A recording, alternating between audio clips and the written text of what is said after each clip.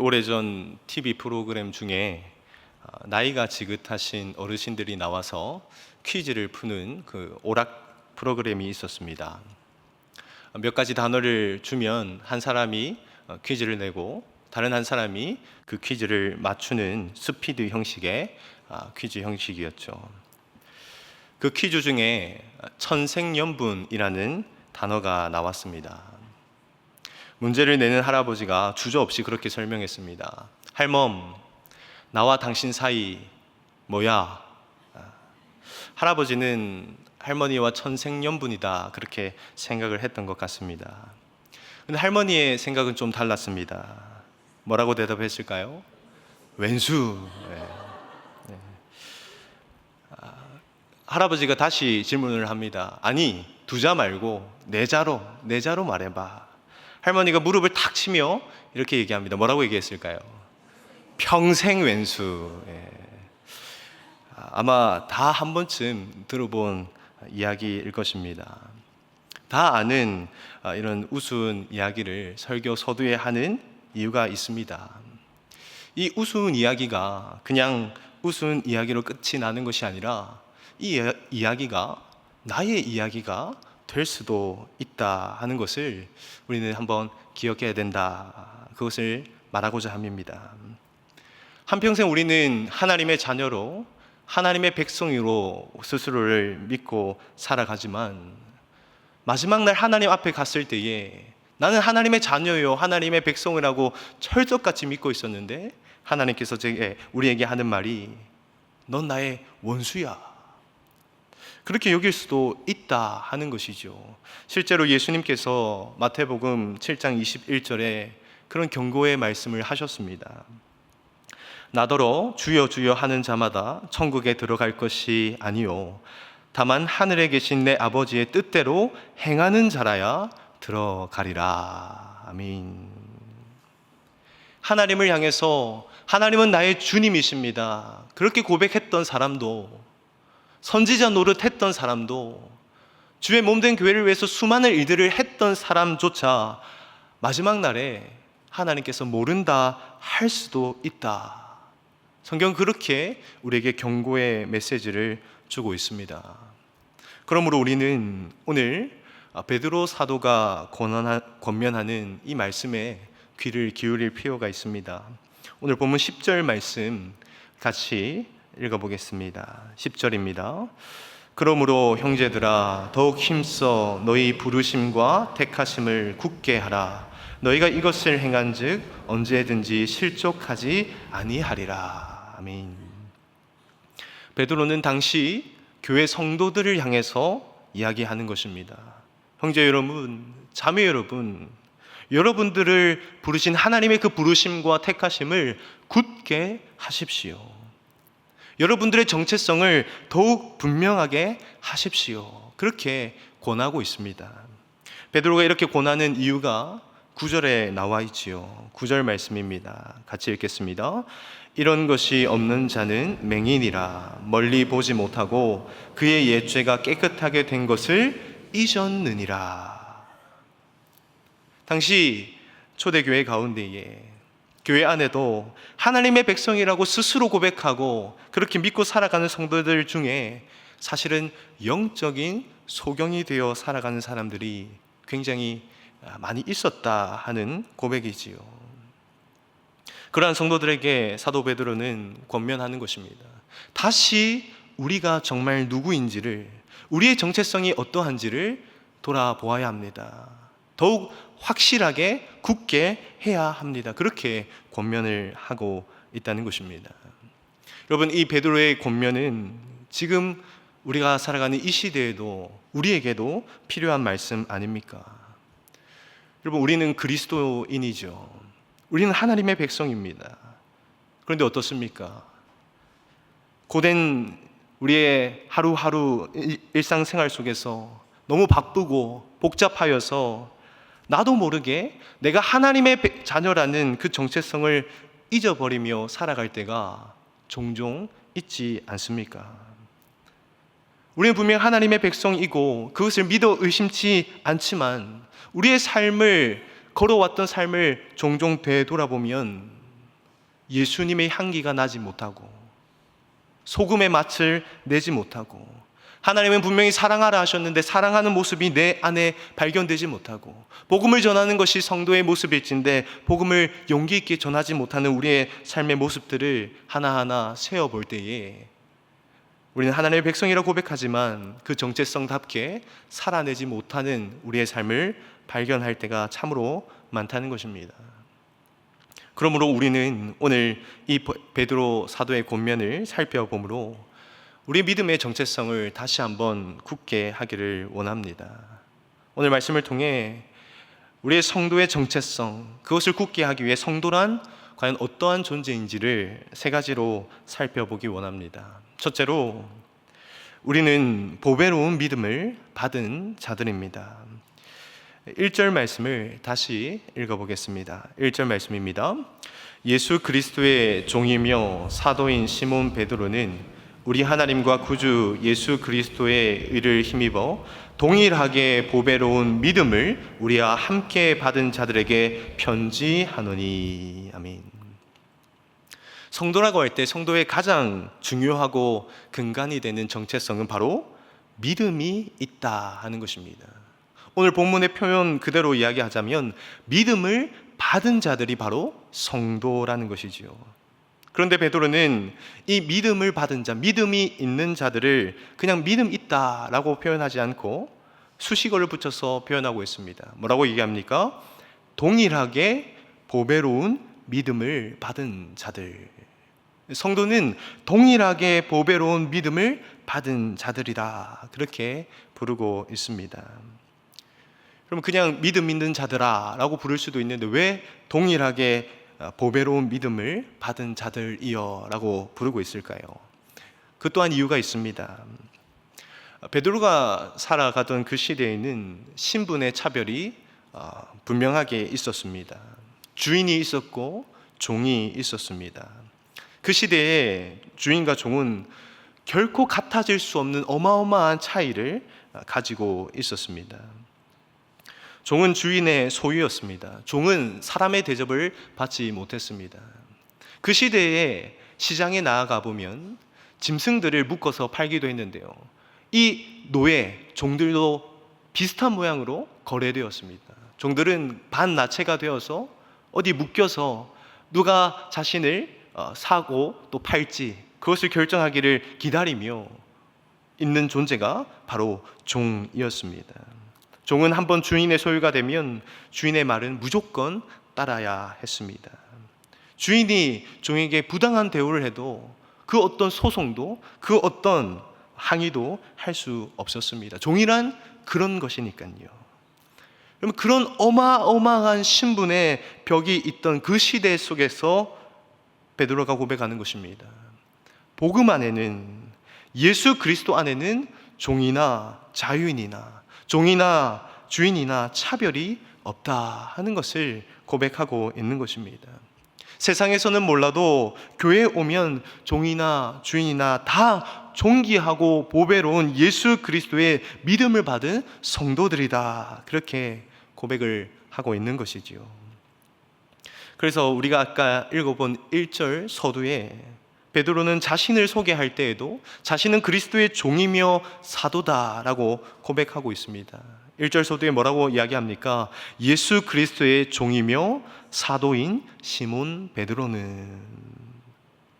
그러면 종은 천한 것이지요. 그러나 사도는 귀한 것입니다. 사실 본래 이 종과 사도라는 말은 굉장히 어울리지 않는, 같이 사용할 수 없는 단어들입니다. 그런데 베드로는 자신을 소개할 때 뭐라고 얘기합니까? 나는 종이자 사도이다. 그것이 무엇을 의미하는 것일까요? 예수 그리스도 안에서, 복음 안에서는 종이나 자유인이나 남자나 여자나 어린이나 노인이나 모두가 차별 없이 보배롭고 존귀한 예수 그리스도의 믿음을 얻은 성도들이다, 하나님의 자녀다, 그것을 말하고 있는 것이죠. 그럼 지금 이 시대에는 계급의 차별이 없습니다. 특별히 우리나라에는 뭐 계급이 없지 않습니까? 그러나 정말 계급이 없을까요? 이전에는 눈에 보이는 계급이 존재했다고 한다면 현대 사회에는 눈에 보이지 않는 계급이 존재하는 것 같습니다. 신분이 존재하는 것 같습니다. 특별히 대한민국은 더욱 그런 것 같습니다. 우리 학생들은 시험 성적으로 그리고 출신 학교로 수준과 등급과 모든 것이 나누어집니다. 직장인들도 사실 비슷하지 않습니까? 그가 얼마나 많은 연봉을 받는지, 사회적인 지위가 어떠한지 그것으로 구별되고 계층이 나뉩니다. 노년의 어르신들도 특별히 다르지 않습니다. 자신의 자녀가 어떤 직장에 다니고 자신의 손자, 손녀가 어느 대학에 진학했는지 그것에 따라서 선이 그어집니다. 심지어 아주 어린 유치원생들도 무리를 짓고 나누는 그런 모습을 보기도 합니다. 쟤는 월세 산대. 쟤는 집이 전세래. 쟤는 집이 자가래. 자기 집에 산대.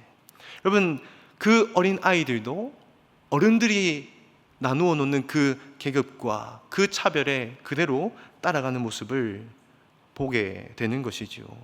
여러분, 이것이 우리가 살아가는 이 땅의 현실입니다. 우리는 지금도 보이지 않는 계급 속에서 살아가는 것 같습니다. 그래서 자연스럽게 사회 분위기가 이렇기 때문에 자연스럽게 돈이 많고 사회적인 지위가 높으면 더 존귀한 사람처럼 여김을 받고, 반면 그렇지 못하면 존귀하지 않은 것 같은 존재로 살아가게 되는 것이 우리가 살아가고 있는 세상이다 하는 것이죠. 그런데 그 세상 속에서 하나님 아버지께서는 다르게 말씀하십니다. 하나님 아버지는 뭐라고 말씀하십니까?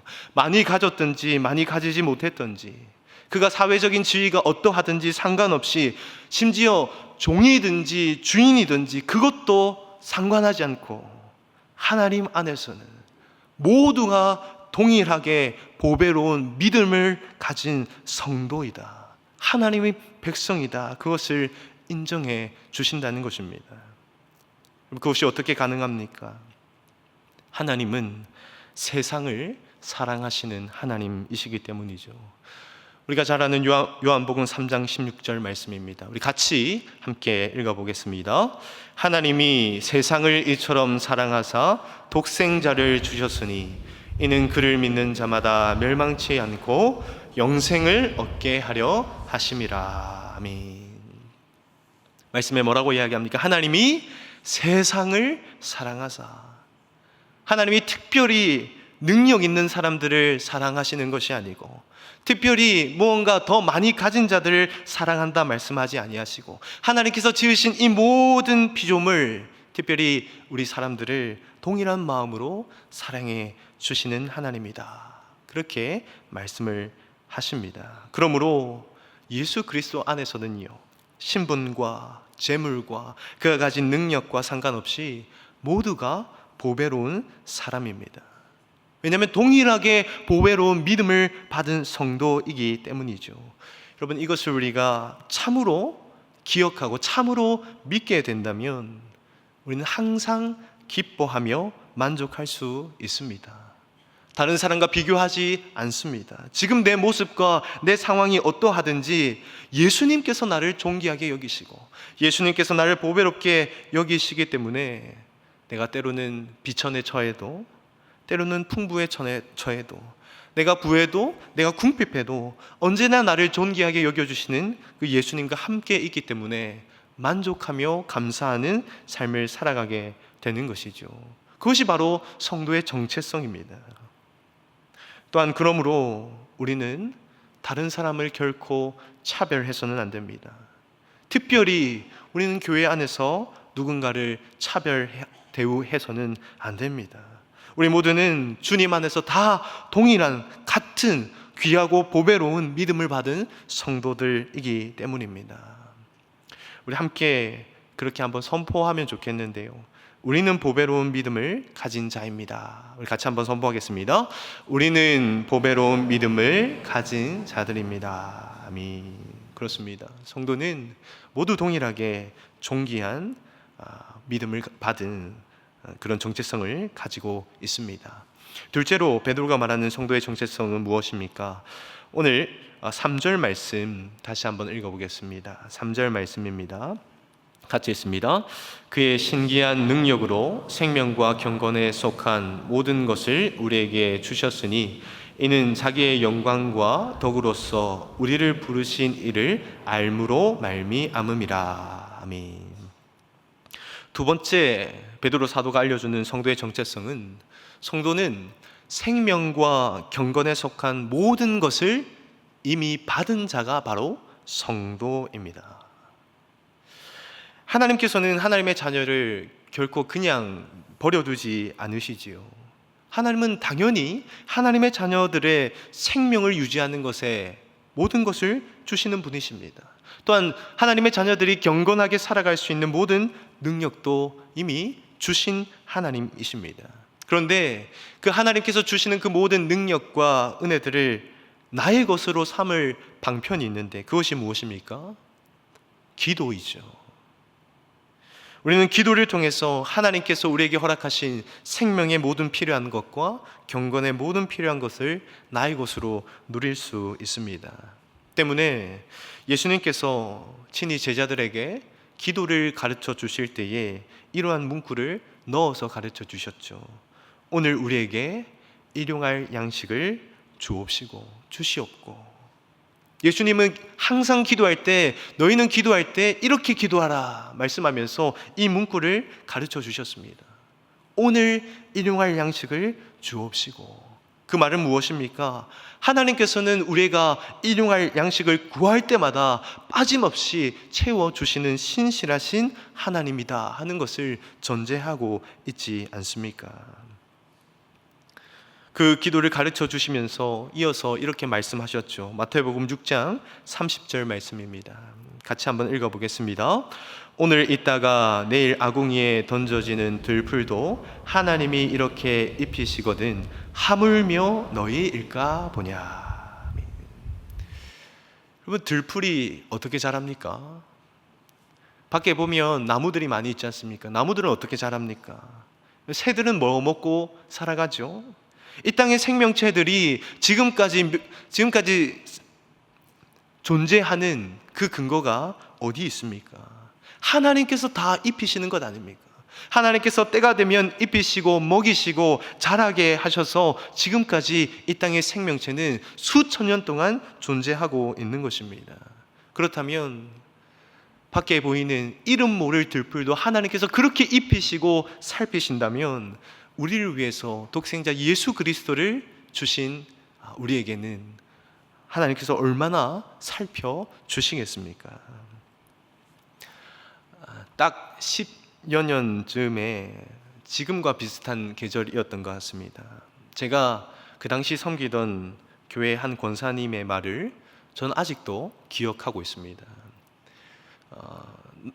날씨가 맑은 날이었는데요, 장례 때문에 운전을 해서 이렇게 산속을 가고 있는 중이었습니다. 그때 권사님이 그렇게 얘기했습니다. 참 목사님요, 나무들은 참 착합니다. 어찌 계절이 바뀌면 계절이 바뀌는 줄 딱 알고 꽃을 내고 잎을 내고 참 나무들 착합니다. 그렇게 이야기하는 것이 저는 아직까지 잊혀지지 않습니다. 그리고 그것을 묵상해보고 생각해보면 참 그렇습니다. 사람은 어떻습니까? 사람은 좀 게을러서 일을 안 할 때도 있고요, 또 까먹어서 실수할 때도 있고요, 놓쳐버릴 때도 있습니다. 그런데 나무는 어떻습니까? 정말 잊지 않고 계절이 바뀌면 항상 똑같이 자기가 해야 할 일들을 그렇게 해오는 것이 바로 나무 아닙니까? 그런데요, 그것을 조금 생각하고 더 묵상하고 좀 고민해 보니까요, 사실은 나무가 착한 것이 아니라 우리 하나님이 참 신실한 분이시다 하는 것을 더욱 생각하게 되는 것이죠. 하나님께서 이 땅에 식물을 창조하신 이래부터 얼마나 많은 계절이 바뀌었겠습니까? 수천 번, 아주 많은 계절이 바뀌는 그 시기 동안 하나님은요, 단 한 번도 잊지 아니하셨습니다. 단 한 번도 실수하지 아니하셨습니다. 딱 그 시기에, 그 시절에 맞는 것들을 하나님께서는 내게 하셨습니다. 여러분, 우리 하나님 정말 신실하신 하나님 아니십니까? 그 신실하신 하나님께서 우리에게 약속하며 하시는 말씀입니다. 내가 너희에게 필요한 모든 것을 이미 주었으니 구하라, 그리하면 받을 것이다. 하나님 그렇게 약속하신다는 것이지요. 사랑하는 성도 여러분, 때로는 우리는 여러 가지 어려움을 겪을 때가 있습니다. 경제적으로 어려울 때가 있고요, 때로는 사람과의 관계 속에서 어려움을 겪기도 합니다. 또 말 못할 여러 가지 문제들을 우리가 겪게 되지 않습니까? 그런데 그때 우리가 오늘 하나님 주신 말씀을 꼭 기억하면 좋겠습니다. 베드로후서 1장 3절, 제가 조금 문구를 바꿨는데요, 같이 한번 읽어보겠습니다. 같이 읽습니다.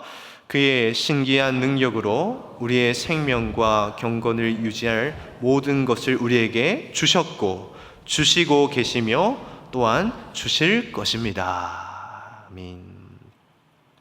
그렇습니다. 하나님은 우리에게, 신실한 하나님은 우리에게 약속하셨습니다. 구하면 생명에 필요한 모든 것을 이미 주었다, 줄 것이고 앞으로도 계속해서 줄 것이다 약속하는 것이죠. 그런데 어떻게 주시겠다 약속을 하십니까?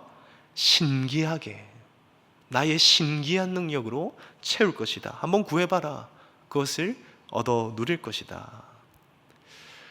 그럼 미국에 있을 때에 한국 음식이 좀 그리울 때가 많이 있었습니다. 특별히 제가 있던 지역이 시골이라서 한인마트가 제대로 되어 있지 않았습니다. 그래서 한국 음식을 구하려고 하면 좀 어렵고 또 구해도 비용이 좀 비쌌습니다. 하루는 아내와 이런저런 얘기를 하다가 곰국이 먹고 싶다. 너무 흔한 것 아닙니까? 한국에서는 곰국 흔한 것인데 곰국을 먹기가 힘들었어요. 거기서는 곰국 먹고 싶다 그랬습니다. 그렇게 이야기하다가 잊어버리고 오후에 교회 성도님 중에 좀 상심한 마음을 가진 성도님이 있어서 아내와 함께 신방을 해드렸습니다. 예쁜 꽃을 가지고 가서 꽃을 전달해드리고 이제 위로해드리고 기도해드리고 격려하고 이제 가려고 하는데 이제 저를 붙잡는 것이죠. 잠시만요, 목사님 잠시만요. 제가 별건 아닌데 드릴 것이 있습니다. 해가지고 가방에 이것저것 다 싸주셨습니다. 그런데 그 가방에 무엇이 들어 있었겠습니까? 곰국이 들어 있었습니다. 정말 머리끝부터 발끝까지 소름이 돋았습니다. 그날 아침에 아내와 같이 이거 먹고 싶다, 곰국 먹고 싶다 했는데 하나님께서 그걸 들으시고 정말 예정돼 있지 않는 신방이었는데 그곳에 가서 신방했더니 하나님께서 곰국을 채워주시는 것을 경험했습니다. 여러분, 하나님은요 신기하게 채워주시는 하나님이신 줄 믿으시기를 바랍니다. 정말 하나님의 능력을 믿고 구하면요 하나님 정말 신기하게 채워주십니다. 그런데 아무거나 내 마음대로 구하기만 하면 다 줄 것이다 그렇게 약속하지는 않으셨습니다. 뭐라고 말씀하셨습니까? 생명과 경건에 필요한 것들은 내가 다 공급하겠다. 다시 말하면 우리가 정욕으로 쓰려고 잘못 구하는 것이 아니라면, 우리의 욕심으로 잘못 구하는 것이 아니라면 우리가 하나님께 구할 때 하나님께서는 우리의 인생에 필요한 모든 것을 신기하게도 채워주신다는 것이지요. 여러분, 너무나 좋지 않습니까? 이것이 바로 성도입니다. 성도는 이미 하나님께 생명과 경건에 필요한 모든 것을 이미 받은 자들입니다. 그 정체성을 기억한다면 우리는 하나님께 어려움 당했을 때 무엇하겠습니까? 기도하며 또 하나님께서 이 어려움을 어떻게 신기하게 극복하게 하실까? 이 어려움, 내가 만난 직면한 이 문제를 하나님께서 또 어떻게 신기하게 풀어가실까? 우리는 문제 속에서 절망이 아니라 하나님을 바라보며 또 감사와 기쁨을 외치며 살아갈 수 있는 것이죠. 그것이 바로 성도의 정체성입니다. 마지막 세 번째, 베드로가 말하는 하나님의 백성의 정체성은 무엇입니까? 하나님의 백성은 신성한 성품에 참여하는 자입니다. 오늘 4절부터 7절까지의 말씀 우리 같이 읽어보겠습니다. 4절부터 7절까지 말씀입니다. 같이 읽습니다. 이로써 그 보배롭고 지극히 큰 약속을 우리에게 주사 이 약속으로 말미암아 너희가 정욕 때문에 세상에서 썩어질 것을 피하여 신성한 성품에 참여하는 자가 되게 하려 하셨느니라. 그러므로 너희가 더욱 힘써 너희 믿음의 덕의 지식을, 지식의 절제를, 절제의 인내를, 인내의 경건을, 경건의 형제우애를, 형제우애의 사랑을 더하라. 아멘. 세 번째, 성도의 정체성은, 성도는 이미 신성한 성품에 참여한 자가 된 자들입니다. 신성한 성품에 무엇이 있었습니까? 8가지가 나오는데요. 믿음, 덕, 지식, 절제, 인내, 경건, 형제우애, 사랑입니다. 그러면 이 8가지의 신성한 성품을 한마디로 요약한다면 뭐라고 얘기할 수 있겠습니까? 이것은 바로 예수 그리스도의 성품 아니겠습니까? 예수님의 성품을 성도는 예수님을 믿는 그 순간부터 닮아가게 되어 있다는 것입니다. 예수님 알기 전에 그 사람이 어떤 성격이고 어떤 성품이고 어떠한 환경에서 자라왔든지 다 상관없이 예수님을 알고 믿고 만난 그 이후부터는 반드시 그 사람은 예수님 닮는 사람으로 변화되게 되어 있다 하는 것을 사도 베드로는 이야기하고 있습니다. 그런데 이것은 사실 사도 베드로의 간증적인 고백입니다. 여러분, 우리가 베드로를 생각할 때에 가장 먼저 떠오르는 것이 불같은 성격 아닙니까? 베드로 하면 화끈하죠. 그런데 실수가 많습니다. 겟세마네 동산에서 예수님께서 마지막 기도를 하실 때에 제사장과 바리새인들이 예수님을 십자가에 처형하기 위해 잡으러 왔습니다. 그럼 그때 베드로가 어떻게 합니까? 칼을 빼어서 제사장의 종의 귀를 베어 버립니다. 그렇게 성격이 불같았다는 것이죠. 또한 마지막 만찬을 나누면서 예수님께서 십자가에 죽으실 것을 예언하시고 말씀하실 때에 베드로는 가장 먼저 그렇게 외쳤습니다. 모든 제자들이 다 떠날지라도 나는 예수님과 끝까지 따르겠습니다. 예수님 끝까지 따르겠습니다. 죽기까지 따르겠습니다. 그렇게 호언장담을 했던 사람이 바로 베드로입니다. 좋게 말하면 베드로는 참 적극적이고 열정적입니다. 그런데 한편으로는 그렇기 때문에 항상 급하고 실수하고 온유하지 못하고 좀 다른 사람의 말을 귀담아 듣는 것은 참 못하는 그런 성격의 소유자였죠. 여러분, 그런데 그 불같았던 베드로도 예수님 만나고 어떻게 되었습니까? 여러분, 그 성격이 변화되었습니다. 갈라디아서 2장의 말씀에 보면 바울이 베드로를 심하게 책망하고 질책하는 장면이 나타납니다. 베드로가 이방인들과 함께 식사를 나누고 있다가 바울과 함께 유대인들이 그곳에 들어오게 됐을 때에 베드로가 급히 자리에 일어나서 이방인과 자리를 멀리하게 됩니다. 왜냐하면 그 당시 이방인과 함께하는 것이 부정하다는 그 인식 때문이죠. 그때 바울이 베드로를 보면서 모든 사람 앞에서 심하게 질책을 합니다. 갈라디아서 2장 14절에 이렇게 바울이 질책하는 모습이 나오는데요. 모든 자 앞에서 게바에게 이르되 내가 유대인으로서 이방을 쫓고 유대인답게 살지 아니하면서 어찌하여 이방인을 유대인답게 살게 하려느냐. 질책하는 말이죠. 그런데 당시 베드로는 초대교회 안에 가장 권위 있는 사도였습니다. 그에 비해서 바울은 어떻습니까? 바울은 사실 처음 예수님 따르던 12제자들도 아니었죠. 제자에 속하지도 않았습니다. 사도로 치면 가장 늦게 사도된 사람입니다. 쉽게 말하면 베드로는 까마득한 선배고 바울은 까마득한 후배라는 것이죠. 그런데 모든 사람 앞에서 그 후배가 대선배 앞에서 질책을 한 것입니다. 베드로의 본래 성격이라면 어떻게 했겠습니까? 바울과 한판 크게 붙었을지 모르겠습니다. 베드로의 예전 성격이라면 자신의 그 권위와 자리를 등에 업고 바울을 찍어 눌렀을지 모르겠습니다. 그런데 모든 사람 앞에서 그렇게 창피당하는 그 순간 베드로는 바울에게 뭐라고 이야기합니까? 아무 말도 하지 않습니다. 화를 내지 않습니다. 그냥 바울이 이야기하는 그 말을 그대로 겸손하게 겸허하게 받아들입니다. 여러분, 어떻게 그렇게 되었습니까?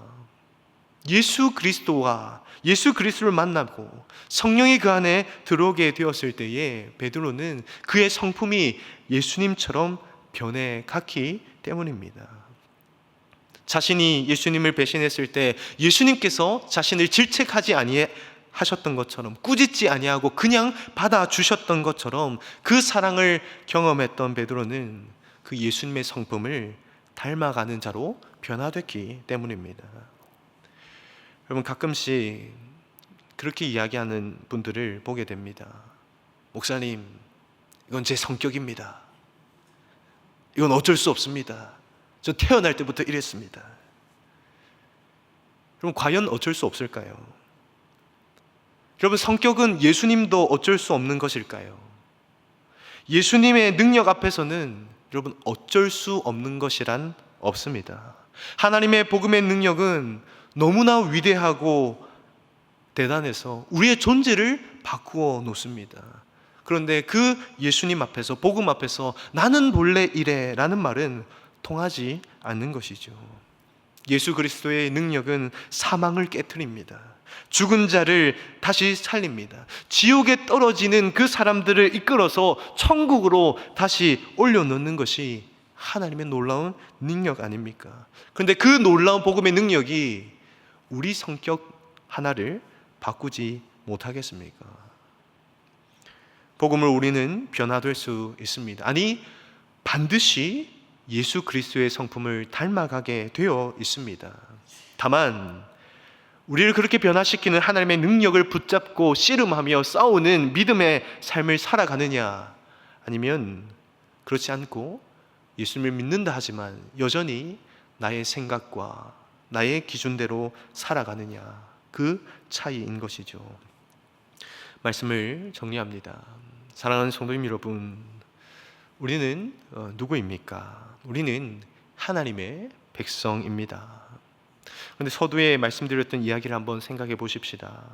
나는 하나님의 백성이다, 그렇게 철석같이 믿고 고백하고 평생을 살아갔는데 정말로 하나님 앞에 섰을 때에 하나님을 주님, 주여, 주여 그렇게 불렀는데 하나님께서 나는 너를 알지 못한다 라고 말씀하시면 얼마나 두려운 일이 되겠습니까? 그렇기 때문에 사도 베드로는 권면합니다. 너희의 부르심과 택하심을 더욱 굳게 하라.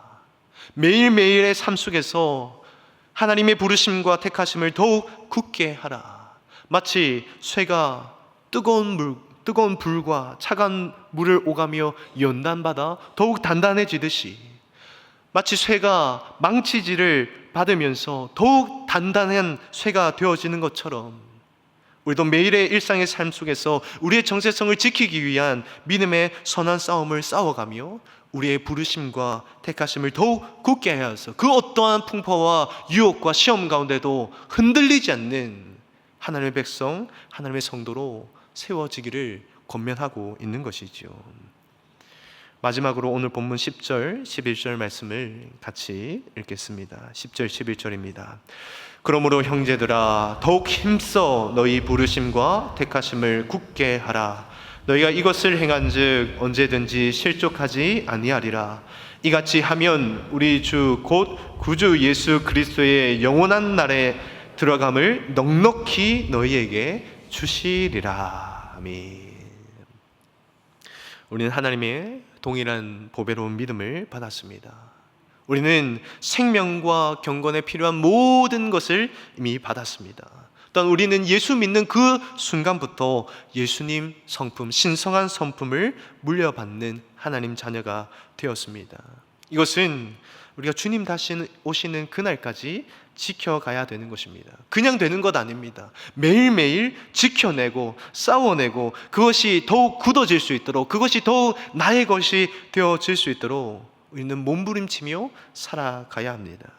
그렇게 살아갈 때에 우리는 마지막 주님 보는 그날에 영광스럽게 또한 자랑스러운 모습으로 하나님 앞에 말할 수 있을 것입니다. 하나님, 제가 매일 하나님의 부르심과 택하심을 굳게 하였습니다. 그때 주님께서 우리를 칭찬하지 않으시겠습니까? 이 말씀을 기억하며 우리 매일매일의 믿음의 선한 싸움을 싸우며 우리의 부르심과 택하심을 굳게 하시는 저와 성도님 되시기를 주님의 이름으로 축복합니다.